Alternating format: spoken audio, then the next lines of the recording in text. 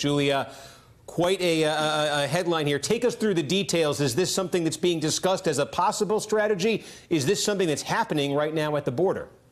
So what it is a form, Steve, and I've got it right here. We just posted it on Twitter if anyone wants to take a closer look. But basically, it would give parents who are in detention now, who have already gone through the criminal process, but who might not have finished their asylum claims, to one of two choices. They can either sign here and say they're requesting to reunite with their children or child for the purposes of repatriation. That's deportation. That's going back to their country of citizenship. Or they can say, I'm affirmatively, knowingly, and voluntarily requesting to return to my country of citizenship without my child. The reason they might take that second option, Steve, is if they want their child to have the chance of asylum, if they want that process to be able to play out here for their child in the United States. But it doesn't give the option to appeal to an immigration judge to hear their asylum claim. And it also, as we understand, this form has been given to people who have passed their initial asylum claim and then would be having a case pending before a judge. That doesn't rule out the possibility there could be some people who have simply not been criminally prosecuted and they don't have a final order of deportation.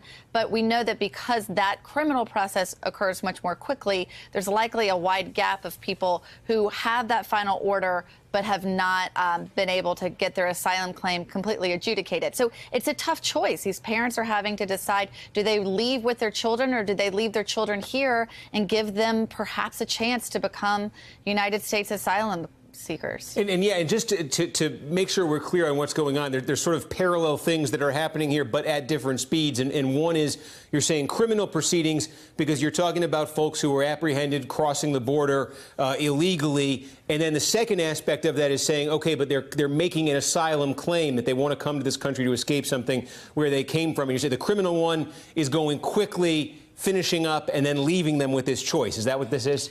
Yeah, that's right. And it's a really confusing place. It's one that we've never really been in before because typically most families who are crossing and claiming asylum were just being charged with misdemeanors. That's just crossing the border illegally once. And they wouldn't have even gone through those criminal proceedings. But under the zero tolerance policy that Trump started in May, that meant that all of those families are separated and they would go through that criminal process. So it was kind of unclear for a while how they would be reunited. This still doesn't tell us the whole picture, how every family will be reunited, but for a large portion of them, it seems that they will have to leave the country in order to see their children again.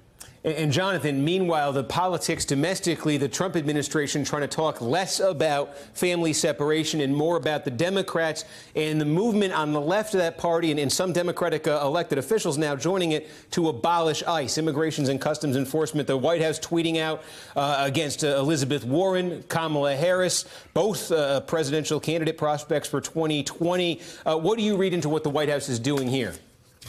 Well, let me just say, first of all, this is really important reporting from Julia and our colleague Jacob Soboroff, and it ties into this question tremendously because the president has been on a streak of failing to get done what he wants on immigration. First, he wanted the separation policy at the border as a deterrent. Then he retreated from that. Now we're seeing it rear up again, and obviously a lot of those families that were separated still have not been brought together. This difficult choice they're facing. You saw two House immigration bills that he had voiced support for go down in the House. This was an issue that was dividing his party. It was one where he was not fulfilling his promises to build a border wall, at least it hasn't yet, not fulfilling the promise to stop illegal immigration, which he has not done yet, and not getting any movement in the legislature. Now, with the abolish ICE talk from Democrats, President Trump's allies are very excited about the prospects of him taking on Democrats on this. They want to fight. Some Democrats want to fight on abolish ICE. So does President Trump. I spoke to a former White House official today who basically described it as a gift to Republicans to be able to pivot. Hey there, I'm Chris Hayes from MSNBC. Thanks for watching MSNBC on YouTube. If you want to keep up to date with the videos we're putting out, you can click subscribe just below me or click over on this list to see lots of other great videos.